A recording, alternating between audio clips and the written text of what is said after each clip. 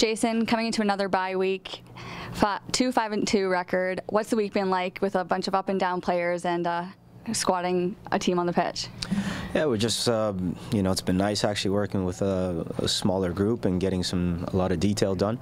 That always happens when you have a bye week and trying to keep the focus, but we've been using it to try and get some players some fringe players that haven't got as many minutes, increasing their fitness levels, but still getting some specific work done. So all in all, it's been okay.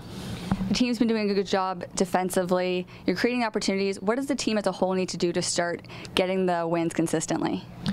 Yeah, this past weekend on Rochester, the application, the mental approach to the game, our start to the game was quite positive. And, defensively they worked very, very hard. They were organized and limited Rochester to some long-range strikes. So that was very key for us in contrast to the Louisville game. But we learned from those experiences and we pushed forward. Now it's just trying to find that consistency, like you said, week in and week out, and knowing that that's the type of approach that we have to every single game, that work rate, that covering for each other, and then good things can happen. In terms of the offensive side, we had a lot of possession, but not enough possession hurting them in their defensive third. Fair play to Rochester. They're a good defensive and well-organized team, and their work rate was fantastic. You can see why they've only conceded a low number of goals in the season so far.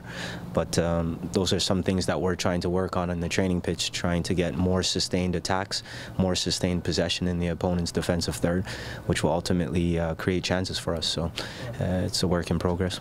And you were at the game last night against Manchester City. Some of the guys on TFC2 getting the opportunity. How is it seeing them on the pitch?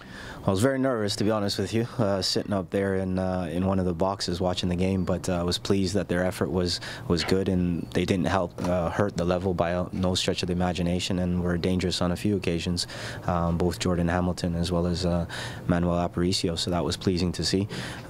Unfortunately, Manu couldn't take his chance, but they're playing against world-class players, and that level of experience and exposure in that type of competitive environment will do them wonders, especially for their confidence as well. So fair play to all of them that participated last night. I was well pleased.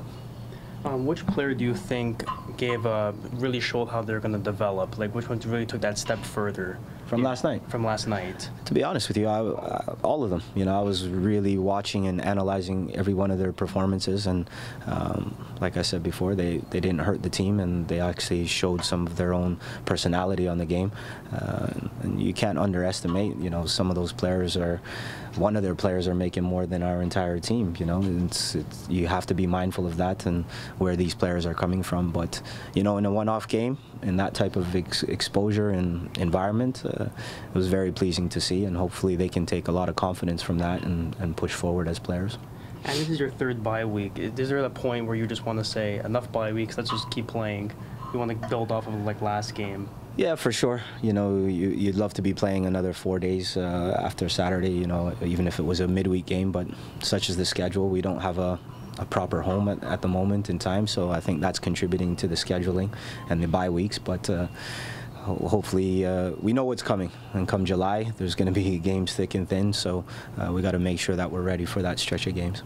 And how do you deal with knowing that some of your players will eventually get called with the first team? You already have 5 players. How do you deal with that, and then trying to reuse the other fringe players, like you said, into your second team?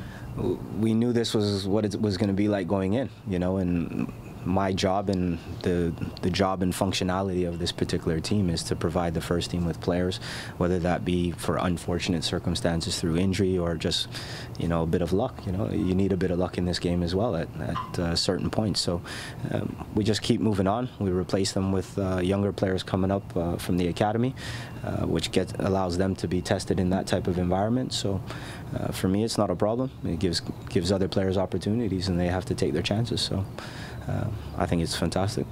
And last, Sharpie, you said he sustained a hamstring injury last game.